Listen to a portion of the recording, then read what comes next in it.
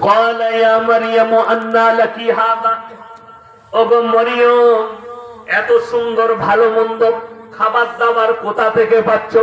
মরিয়ম উত্তর করলেন ক্বালাত ওয়া মিন ইনদিল্লাহ ইন্নাল্লাহা ইয়ারযুকু মান ইয়াশাউ বিগাইরি হিসাব।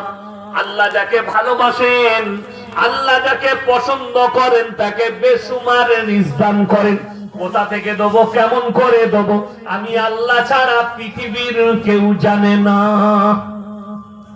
আচ্ছা বলুন, আজকের যে জলসায় খানাটা রেডি করতে হয়েছে না খালি হাঁড়িগুলো ঢেকে রেখেছে খানা হয়ে যাবে? রেডি করতে হয়েছে, এত বড় প্রোগ্রাম মাদ্রাসাওয়ালাকে আদায় করতে হয়েছে, ইন্তজাম করতে হয়েছে।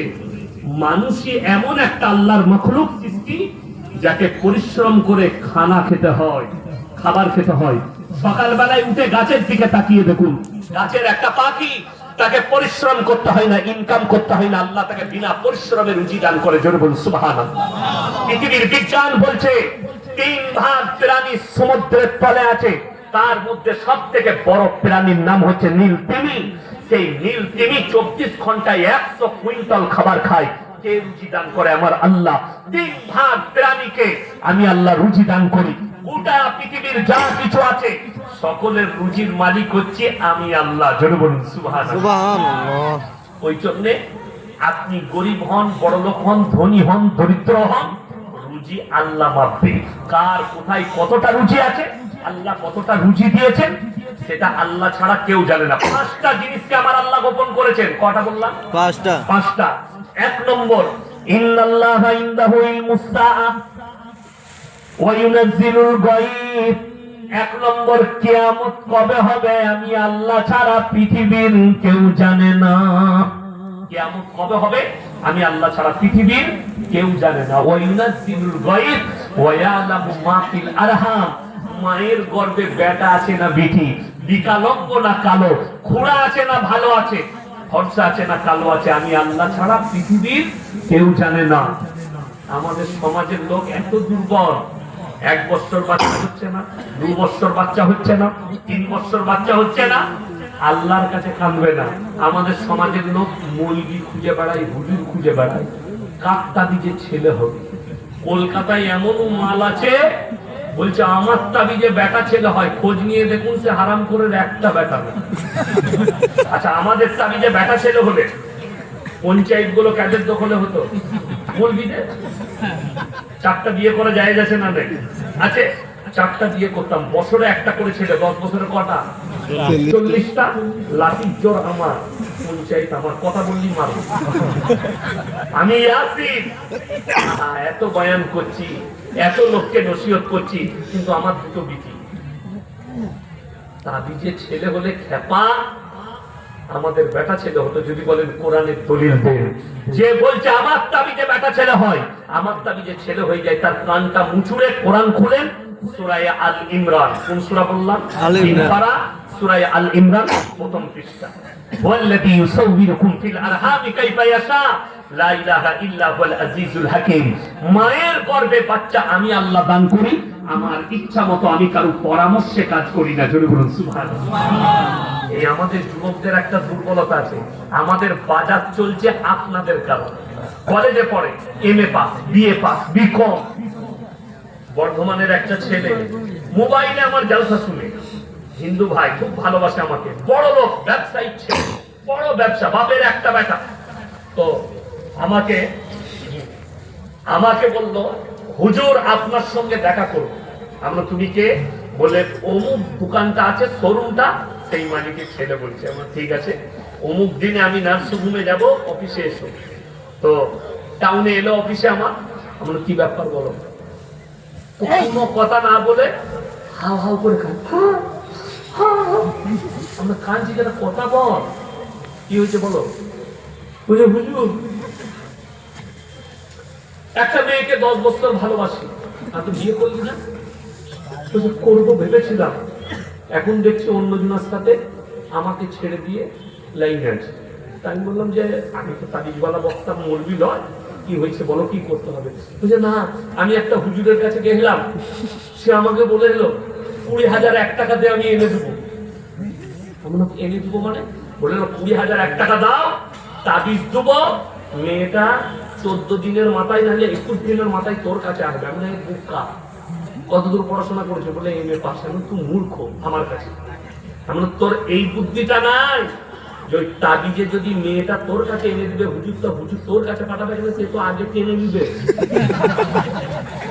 আচ্ছা, তাবিজে যদি মেয়ে চলে আসতো, আমরা মুলবিরা ইমামতি করতাম না কেন বলুন তো? 5,000 10,000 ইমামতি করে কি করব? খালি খোঁজ লাগাতাম বড় লোক একটা বাপের বিটি কে আছে, তাবিজ মার টেনে।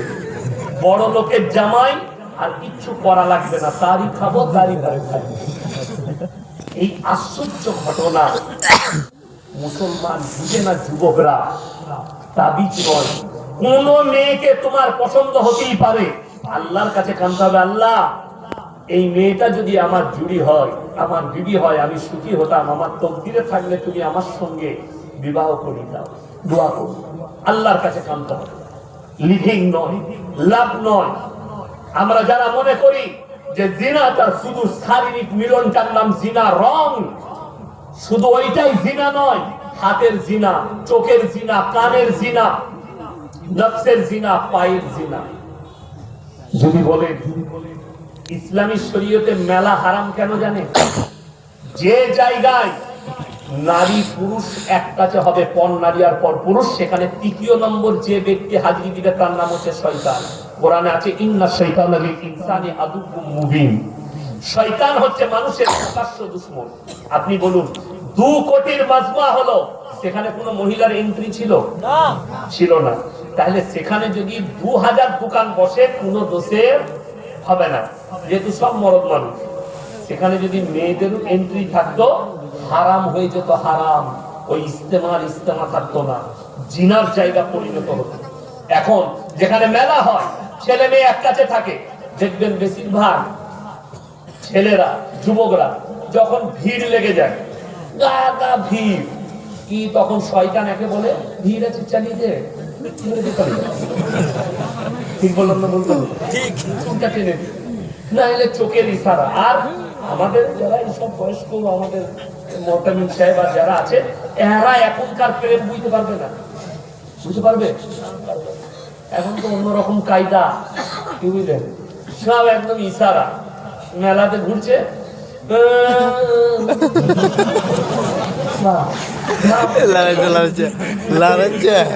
আগেকার যুগের লোক বড় ডেঞ্জার। শুনেলেন, কোরআন শোনাবো। যারা মনে মনে ভাবছেন আমি হাতের দ্বারা পাপ করেছি, চোখের দ্বারা পাপ করেছি, পৃথিবীর কেউ দেখেনি, ইন্নাল্লাহা লা ইয়াখফা আলাইহি শাইউন ফিল আরদি ওয়ালা ফিস সামা। আমার নবী বলে দাও, আসমান আর জমিনের মধ্যে যা কিছু আছে, কোন জিনিসটাই আমার আল্লাহর কাছে গোপন নেই। অপর জায়গায় সূরা ইয়াসিনে আল্লাহ বললেন, আল-ইয়াওমা নাখতিমু আলা আফওয়াহিহিম ওয়া তুকাল্লিমুনা আইদিহিম ওয়া তাশহাদু আরজুলুহুম বিমা কানু ইয়াকসিবুন।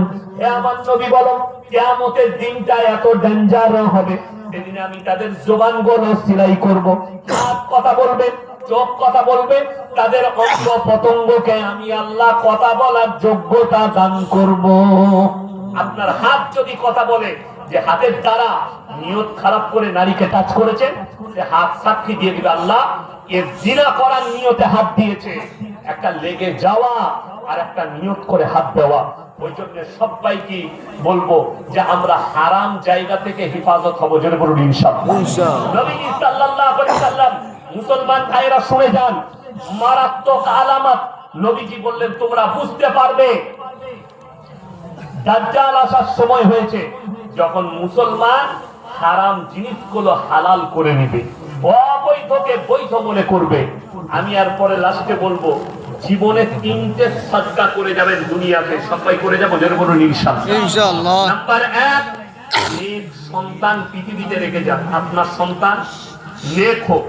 আমার আগে ডাক্তার বাবু কি শোনালেন, যে প্রফেসর, অঙ্কের প্রফেসর, কিন্তু হাফিজে কোরআন। সেম কেস আমার হয়েছিল, আমি গুজরাটে তখন পড়াশোনা করি, মাদ্রাসা জামিয়াতুল কিরাত কাফিলে থাকি। তো বৃহস্পতিবার সুরাট টাউনে যাব কাপড় কিনতে, একটা অটোতে চেপেছি। অটোওয়ালাকে বললাম, অটোওয়ালা আমাকে বলছে কিতনা পারা হিফজ কিয়া? বলে 5 পারা। বলে পড় লো, ইউসিকুমুল্লাহু ফি আওলাদিকুম লিয-যাকারি মিসলু হাযযিল উনসায়াইন, পড়ো। আমি বললাম आपको कैसे पता? बोले मैं हाफिज़े कुरान हूं। भाई ठीक है, ऑटो चालाচ্ছি हाफिज़े कुरान।